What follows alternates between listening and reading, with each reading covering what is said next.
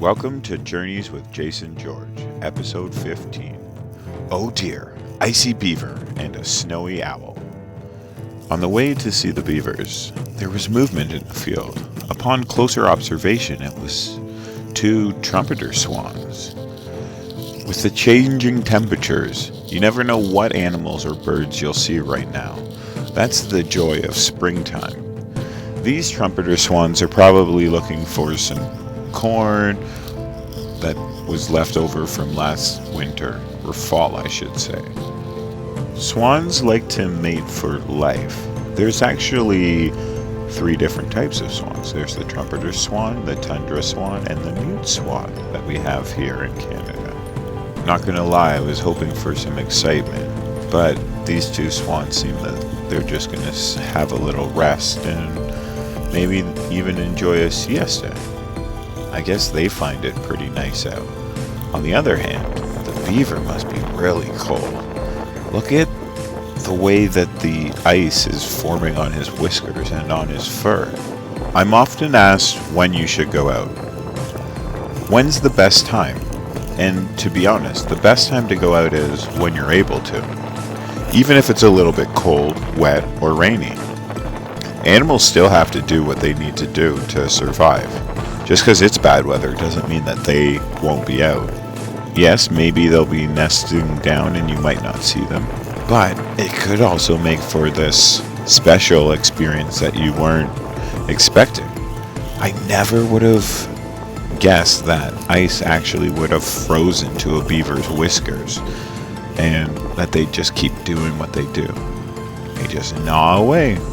Just keep gnawing, just keep gnawing. It's almost like they're a saw or something. Over in the river, there was a little bit of commotion. So off I went to investigate.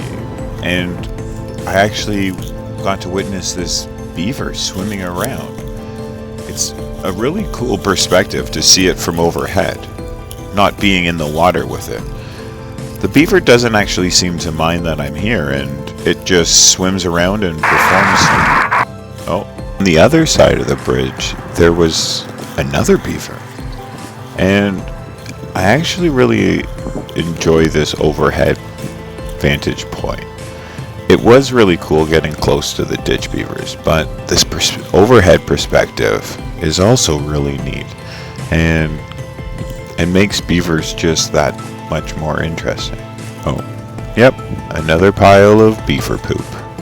It's tough for me to know why they pick one stick over the other. And I wonder what's going on from the other side, so let's go take a look. Oh, he's just gnawing on the small one. Why not on the other one? Well, that other beaver on the other side is back, and it's more exciting to watch them swim. It's almost like a duck with the feet moving quickly underwater and not really being able to see much from above water. If you listen closely, you can hear them talking.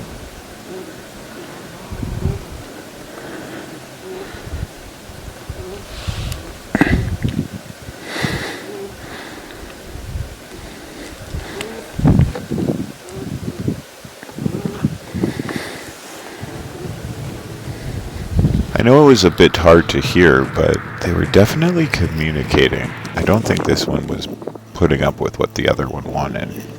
And off it went for a swim. Maybe it was hungry and it wanted its own wood. Nope, it definitely wanted something else.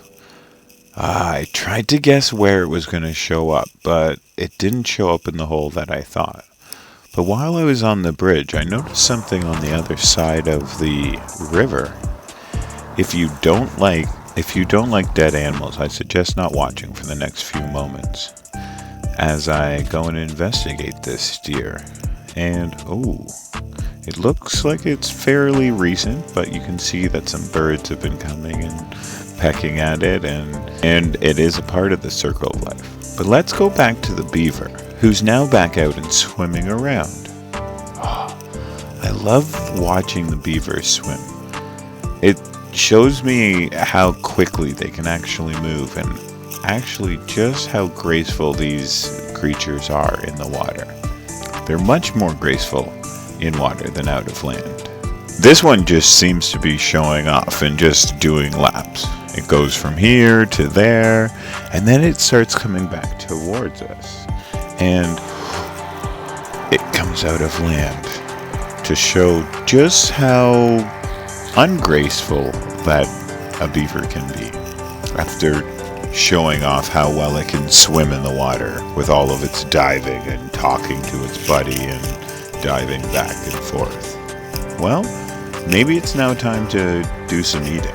I know they're really good at eating, but again, they're not that graceful on land. It makes me realize that that's probably why they were so easy to trap back in the day. Time to go for a swim. Yep, that's what we're gonna do. Oh no? No, we're not gonna go for a swim. Maybe we should eat some more. Yep, that grass isn't good. Let's go over here. Oh, this grass is the good grass. Well, that's okay. You enjoy. Wash your face and back in the water. These ditch beavers seem to be enjoying the open water on the river. So these ditch beavers might not actually be ditch beavers, but river beavers, and they just hang out in the ditch during the winter time because of the flowing water. Who knows? Well, let's go and try to find a snowy. This is probably one of the last snowies of the season, and look at the location. It's on a post, nice and eye level, and from this angle you can see that she can fully rotate her head almost 360 degrees.